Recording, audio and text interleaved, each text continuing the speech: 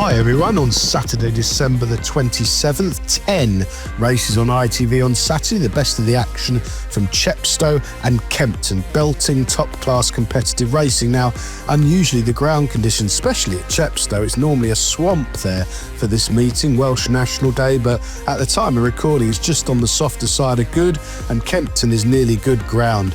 They've had the frost covers down at the Sunbury venue to make sure everything's okay for this afternoon. We start off with our daily nap, sponsored by Priced Up Bet. This goes in the 2:30 at Kempton, a 2-mile handicap chase, and I think this is absolutely set up for Ryan's Rocket at around about 4-1 for Fergal O'Brien. Now, Fergal maintains a really good strike rate over jumps throughout the season. He places his horses carefully. Ryan's Rocket, I think it's fair to say, is quite a fragile performer. He's hard to get to the track. He was very weak in the market for his belated reappearance at Newbury last month, but he got the job done really well. The front 2 miles clear of the rest. He travelled typically strongly there. I wouldn't have thought before that race that Newbury was particularly his track.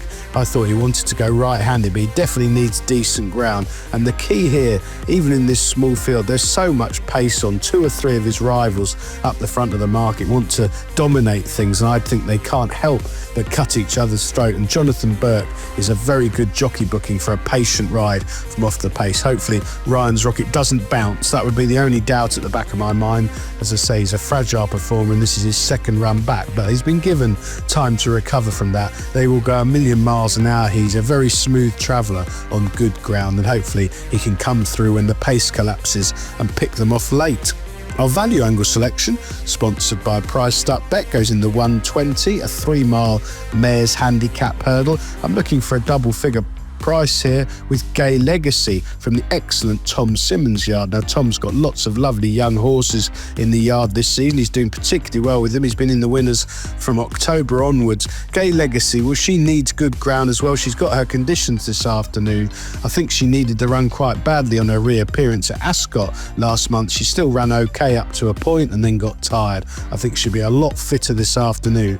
Her marks come down a little bit. She's handicapped to win. As I say, she needs this decent ground. Ben Post knows her really well, and I do think there's holes in the form and current well-being of 1 or 2 rivals up the front of the market here, so she should go well at a pretty big price. The remaining 8 races on ITV on Saturday, we'll spin through them in time order.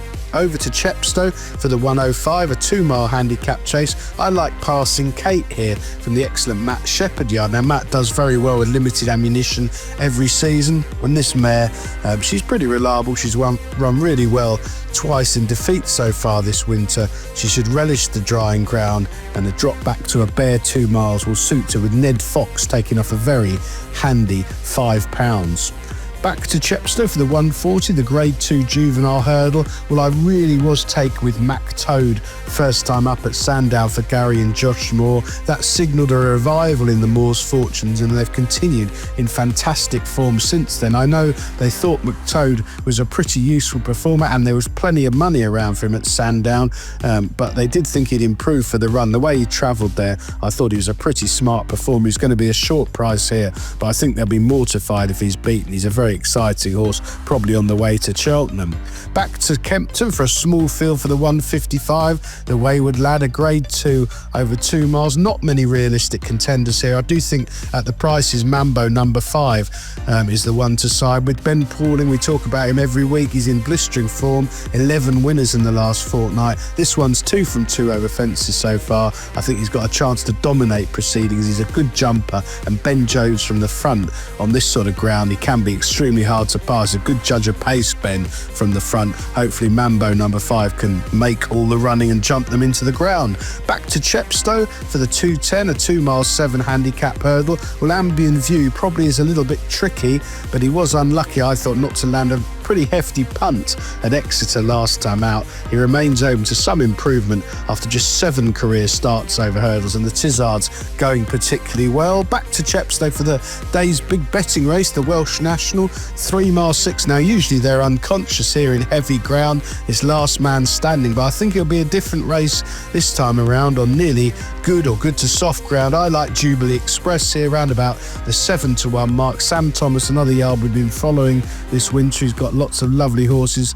Di Walters, his main patron, and Jubilee Express has really thrived since going over fences, and this step up to a marathon trip I think might just unlock a little bit more improvement. He remains open to more in progress than most of these rivals, and this tricky track, it's not everyone's track, Chepstow. Up and down Dale showed it suited when winning here last month under a very positive ride. Now there's lots of pace on here. I think you'll have to be ridden with a little bit more patience, but he's still thriving and improving, and I don't think he'll mind the better ground at all. Back to Kempton for the 3:07, a 3-mile handicap chase. Well, Cap Ver, well, he was a pretty smart hurdler, and he was really impressive first time up at Taunton. That was a strong race for the track. They went a million miles an hour. He came through very strongly to win well.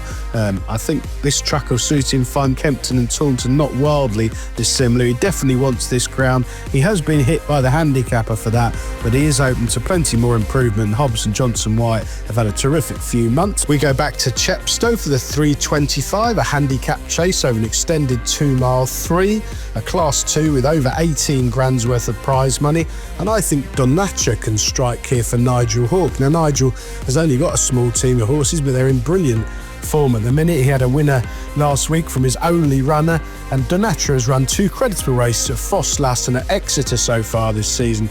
I think he would definitely appreciate this slight drop down in class on better ground. He is up on 132, but he's a previous course and distance winner, and his present well-being is assured, which doesn't apply to all of these rivals. Finally to Kempton for the 3:37, a handicap hurdle over 2 miles, a class 3, over 11.5 grand to the winner. A pretty open looking race. 1 or 2 come here on the up, and that certainly applies to Indemnity for Emma Lavelle. Emma, 2 winners in the last fortnight. Indemnity, 3 from 7 over hurdles. I think he found the ground a bit soft at Newbury last time out, but he'd been progressing really well previously, winning at Market Raisin in style in October and then running a career best at Ascot on the 1st of November. A repeat of that run puts him bang there, and Ben Jones, who's riding really well, booked for the ride. Best of luck with all 10 ITV races on Saturday, everyone. Please do like and comment on the YouTube videos, subscribe to the free channel if you haven't already, and do check out our sponsor Priced Up Bet, particularly on these big Saturdays.